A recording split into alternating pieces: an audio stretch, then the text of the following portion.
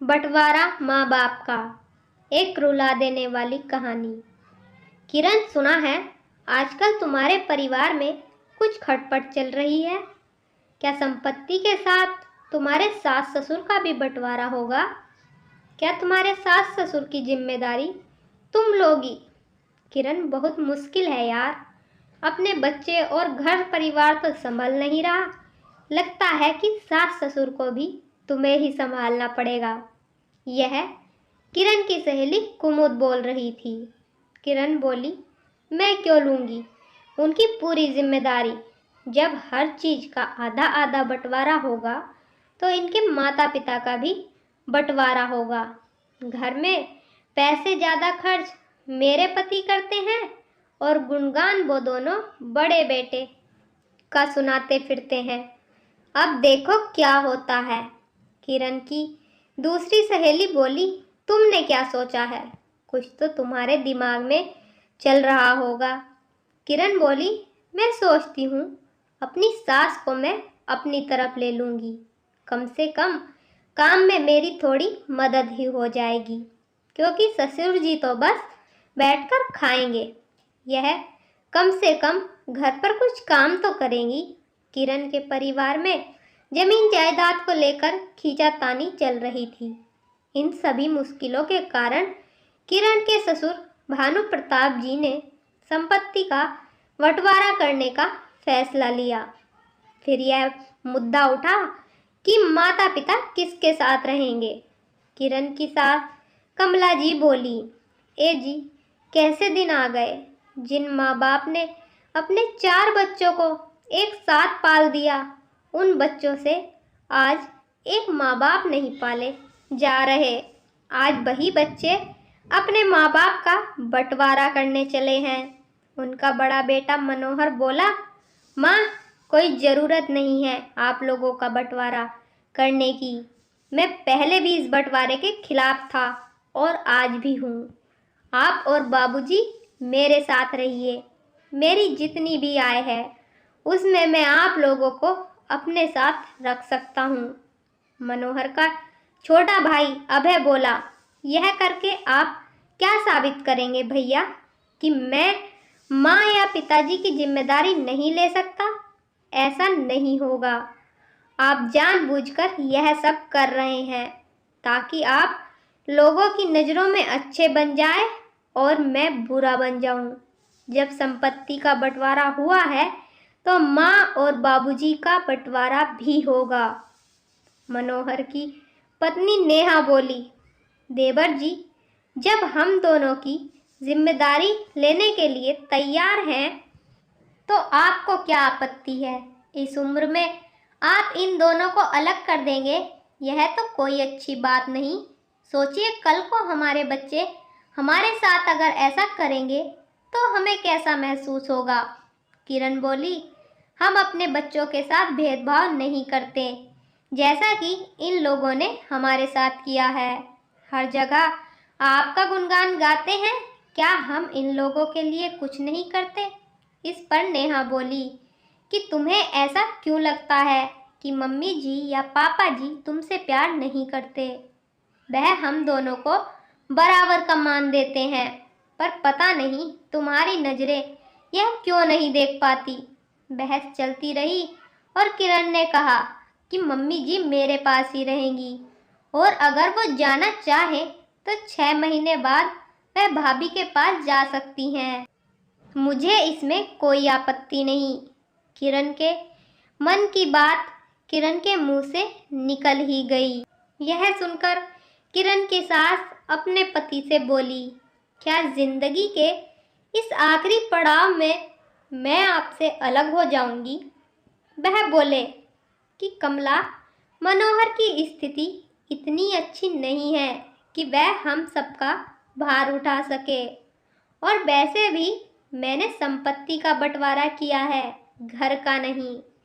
हम एक ही घर में रहेंगे, हाँ, बस हमारे कमरे बढ़ जाएंगे। देखते हैं हमारा भाग्य हमें और कैसे कैसे दिन दिखाता है। शायद यह हमारे पिछले जन्म के बुरे कर्म का फल है जो हमें आज भोगना पड़ रहा है। जब बच्चों के मन में घृणा और लोभ आता है, तभी ऐसी परिस्थितियां आती हैं कि वह संपत्ति के साथ साथ अपने माता पिता का भी बंटवारा कर देते हैं। मानो माँ बाप नहीं कोई समान हो, जिसे आधा आधा उन्होंने अपनी मर्जी से बांट लिया। समय धीरे धीरे व्यतीत होने लगा।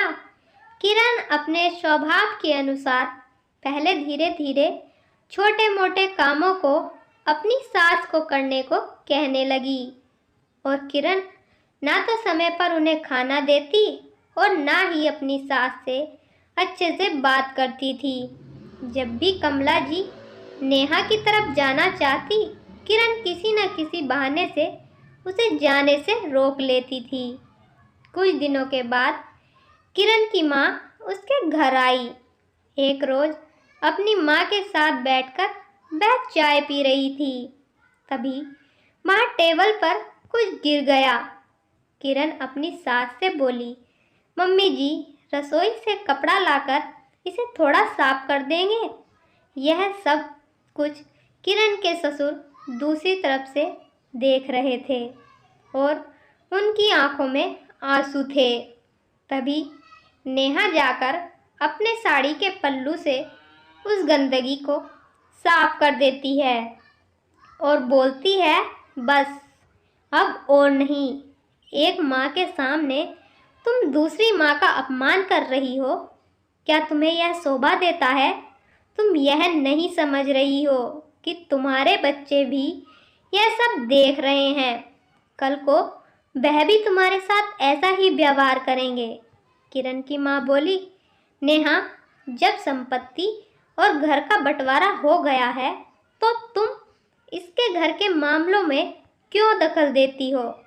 नेहा बोली, आंटी जी, आप किरण की माँ हो, इसलिए मेरी माँ जैसी भी हो। आपसे ऐसी बातें सुनने को मिलेंगी यह उम्मीद नहीं थी। जब बच्चे गलत काम करते हैं तो हर उम्र में माँ उन्हें कान पकड़कर याद दिलाती है कि तुम गलत कर रहे हो। किरण की माँ बोली, मैं क्या बोल सकती हूँ?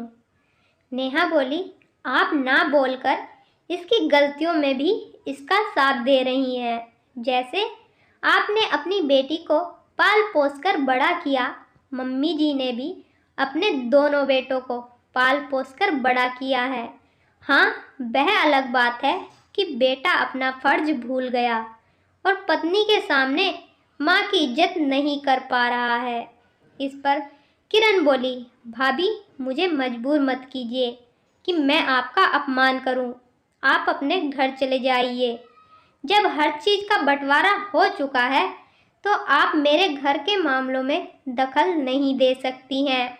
नेहा अपने ससुर जी के पास जाकर बोली, बाबूजी, क्या आप यह सब देखकर चुप रहेंगे?